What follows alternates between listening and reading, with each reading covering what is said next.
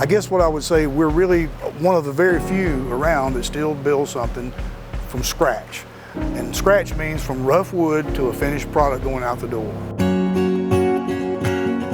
We're a custom woodworking company. We have stayed true to the traditional architectural woodworking type of program. We have a clientele of customers who want to know where the product came from. They like to see something that's handmade.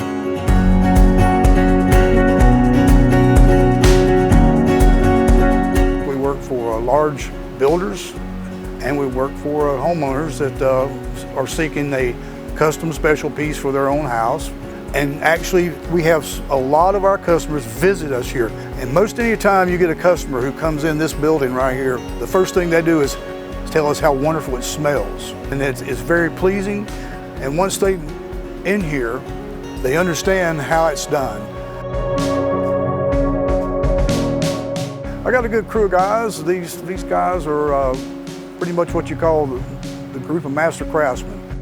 Custom work is a real good thing to keep your brain sharp and make you feel good about coming to work because you're not just mundanely doing the same thing over and over again.